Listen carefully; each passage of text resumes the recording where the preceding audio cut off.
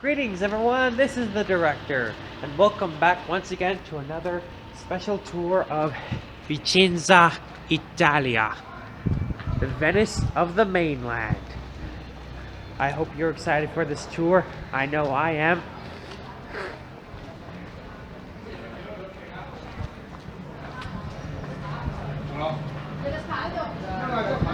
Here we are once again.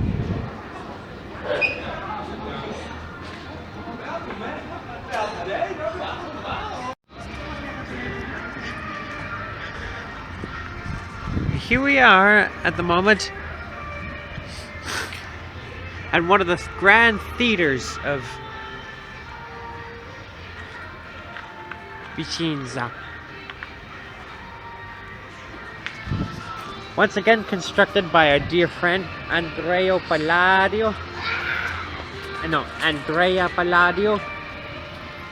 Like most of the other construction projects he planned, he died before this one could be finished. However, Vincenzo Scamazio was able to finish his work and complete his legacy, and finally completed this grand theater in 1585.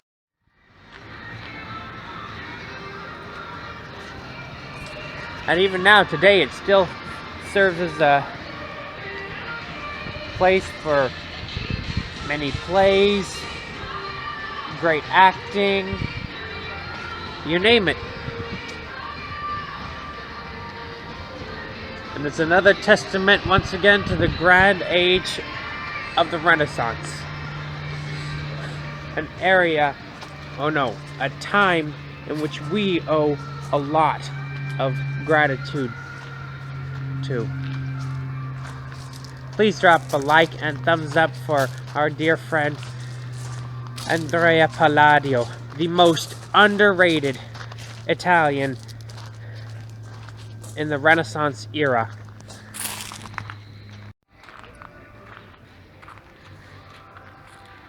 It's a pity that one man's legacy wasn't as famous as so many of the others, like Niccolo Machiavelli, Michelangelo,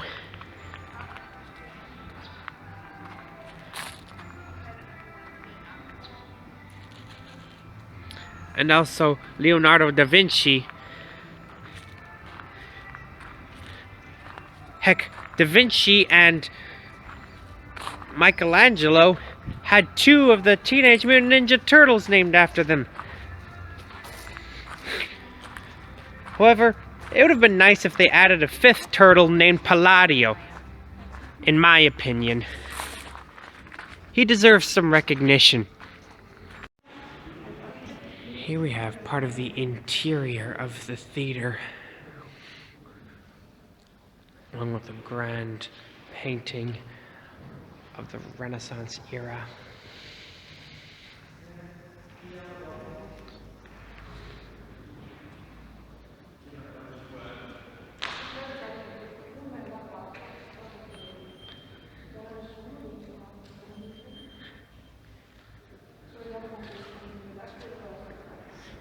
Feast your eyes and for a moment just appreciate the Renaissance era. This is one of two rooms, the audio and the anti-audio. They serve as a type of foyer that was created by Vicenzo Scamozzi in 1582.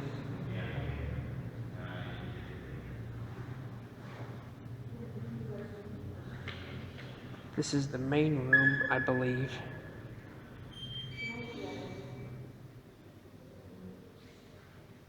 Depicting the Olympian gods. The anti-audio records more theatrical events, such as the old Greek plays. Everyone, get a load of this. The inner part of the theater. From which they end up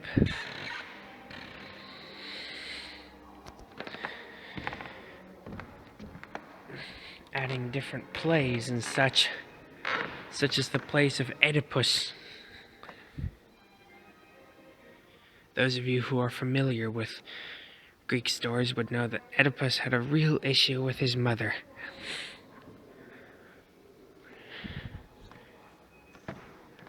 And which you would also perhaps be familiar if you have seen the movie Hercules, at least the Disney version, where Hercules said, "And I thought I had problems."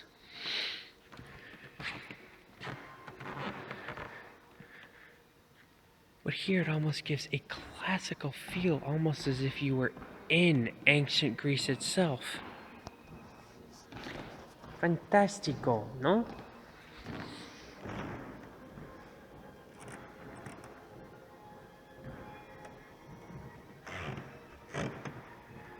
Just like the amphitheaters back in the time of Greece,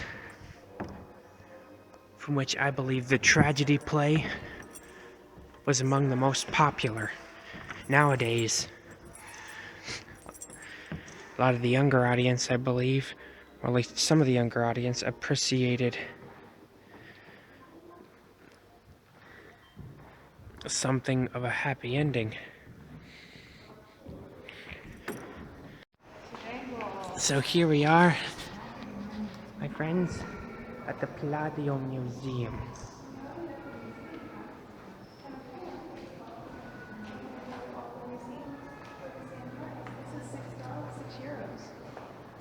Hope you're excited for this.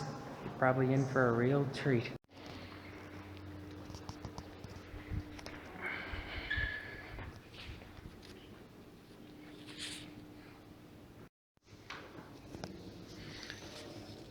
Here's a map of the Republic of Venice as it was in 1508.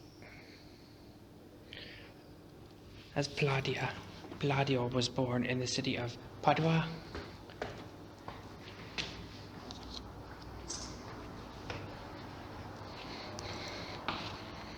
Eventually joined the stonecutters in 1521. 1524, he moved to Vicenza and is an apprentice in the Palladio workshop.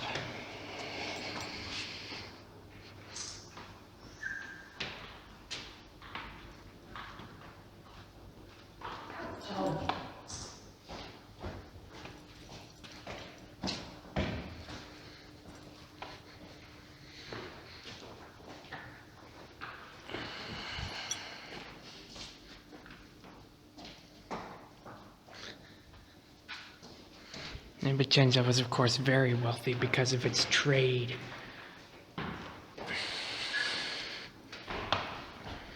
See, that's how you build prosperity, with trade, finding what the rich want. Not by taking, but by earning.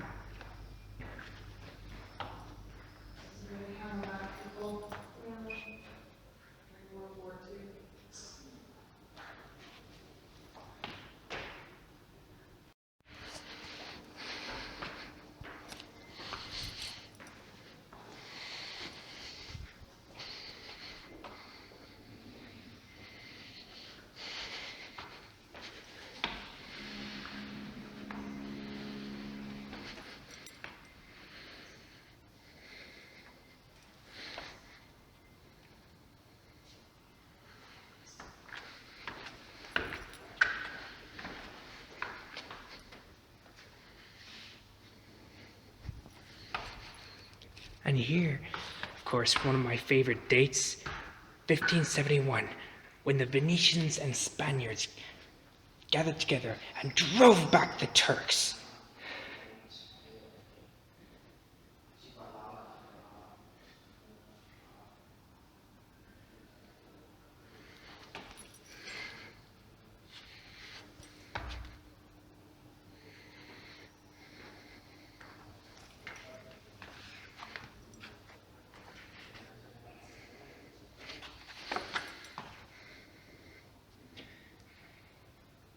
Sadly, in 1580, turns out that we don't even know why Palladio died, but he's left behind a magnificent legacy.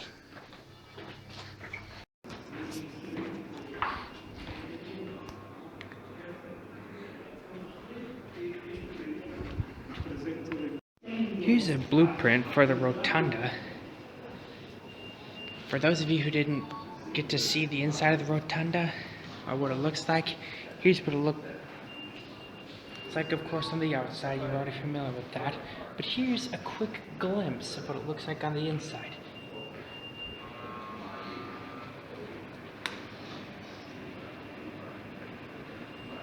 Here's another building inspired by it, or at least the blueprints of it. La Rocca Pisana. One man's legacy lives on.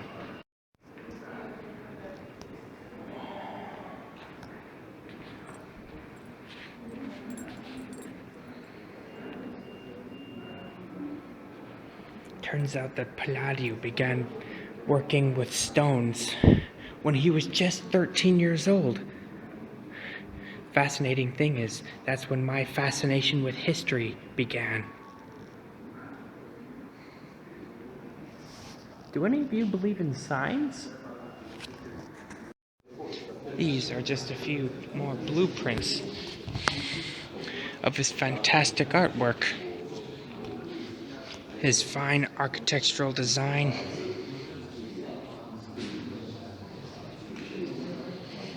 Little things start out small.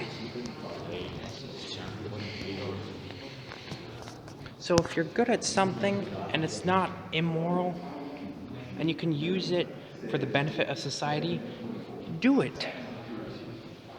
That's one way you can benefit society. Do what you're good at, so long as it's not immoral. I have my passion for history. Yours could be science or math or language. Mine is history. Palladio's was architecture and stoneworks.